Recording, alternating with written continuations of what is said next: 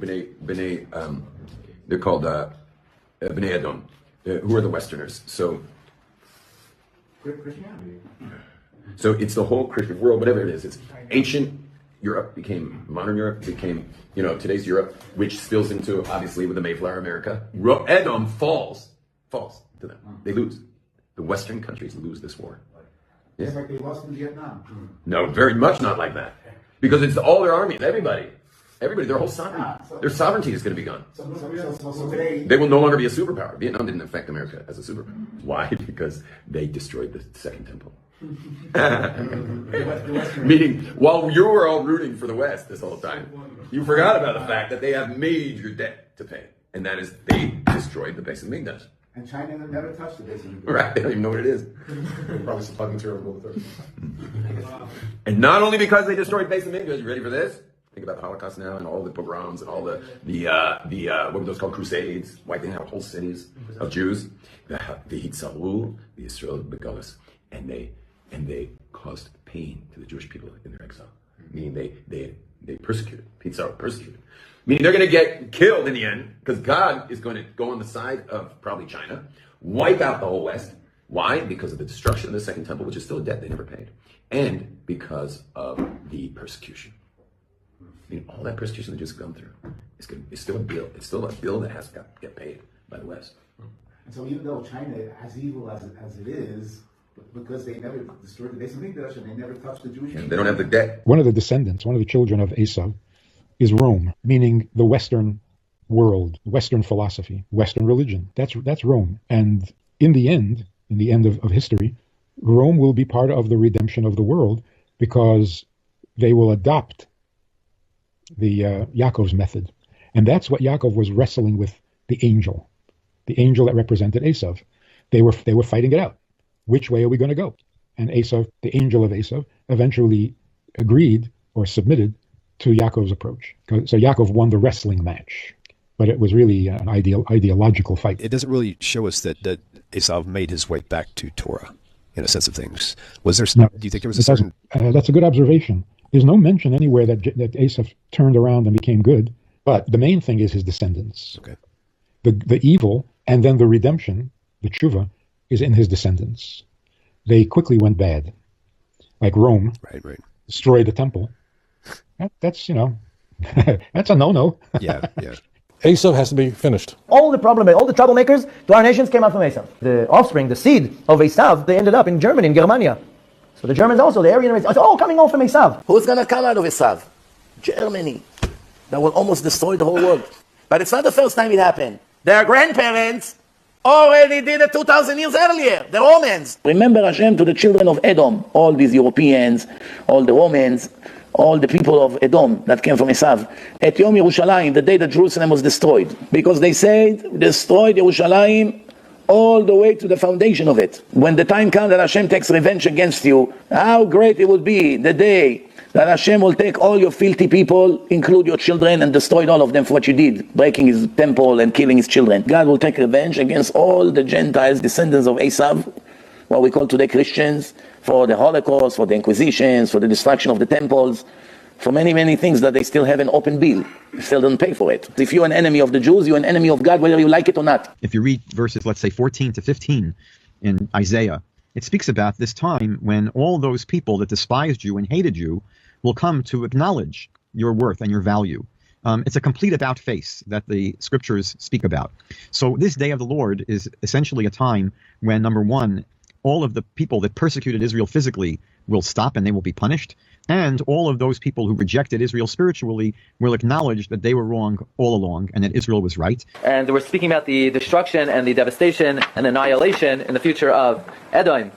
We spoke about how Edom originated on the Ever Yarden, and then eventually they moved to Rome, to Italy. And then from there, the Christian world and the Western world is considered a continuum of Edom and of Esau.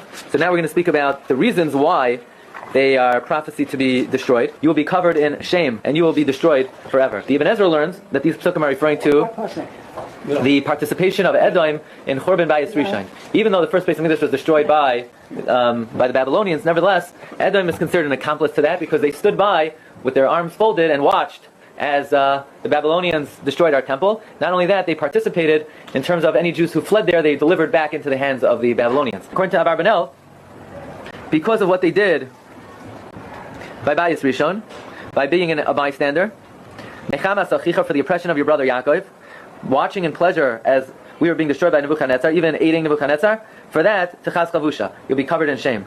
But, V'nechrata la'olam, why will you be cut off forever? You'll be cut off forever because of your active destruction of the second base, HaMikdash. You Romans who come from Edom, you had no right to enter my gates. The Romans had no right to enter the gates. You too, Edom proper, should not have gazed at our evil on the day of our downfall. The Edomim should not have even been gazing at it, shouldn't even looking at such a thing. And certainly the Edomim, besides the fact that they gazed, like, there's an idea that if somebody's being punished, so if you can't help them, but don't look at it, don't watch it, like the wife of Lot. So the Edomim should not have gazed at it. You should have refrained, Edom, from your evil ways, because the day of Hashem is coming, and He's going to exact retribution from all the nations. It's coming close. So we're waiting a long time. Even though it's a long time away from the day of the prophecy, if God said it's going to happen, it's happening. It's guaranteed. And the Barbanel says this pasuk means that Edom should not have did what they did. You will be punished just like you burnt down Yerushalayim. You will be afflicted with hail and fire and wind from God. And don't ask, it says ki karev, but it's not happening for a long time. Because the word karev doesn't always mean immediately. Just like the Jews drank the cup of punishment, so too the nations of the world will drink the cup of punishment. And the Edom will be destroyed. We will inherit the nations that chased us out. Who will survive? Edom will be completely destroyed, but the Jewish people will not escape completely. There will be great destruction among Klal Yisrael. So now the Navi continues. V'haya beis Yaakov eish. The house of Yaakov, the house of Jacob, will be fire. Uveis Yosef lahava, and the house of Yosef will be a flame. Uveis Esau lakash, and the house of Esau will be straw.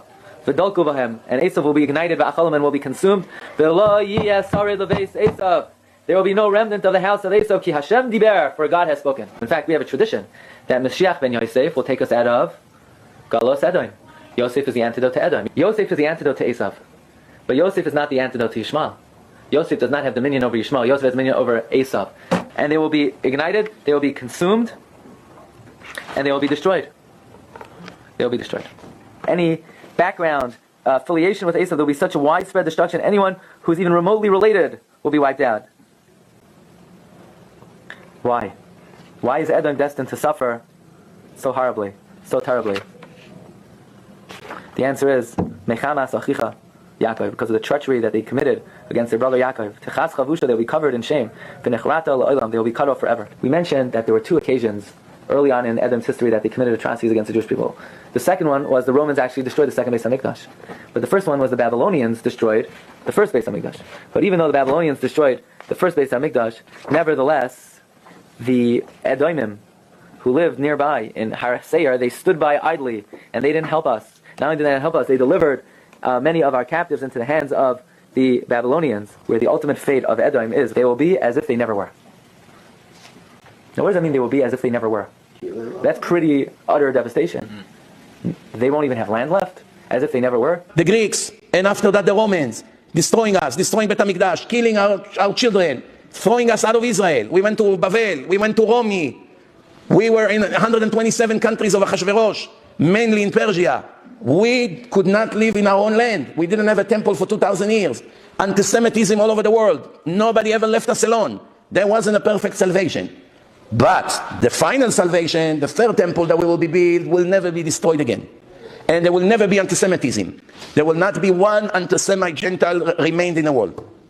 No racist, no Nazis, no Hamas terrorists. Righteous Arabs, yes, if they believe in God, they don't hate Jews, they follow the Sheva Mitzvot Bnei Noach, they're more than welcome to stay, and they even have a share to the world to come, the Gemara say. Gentiles have heaven. They don't have an obligation to be Jewish to go to heaven. They can be righteous Gentiles and go to heaven. There's no discrimination. But they have to be righteous. The same thing with the Jews. They must be righteous in order for them to make it. If they won't be righteous, they won't make it.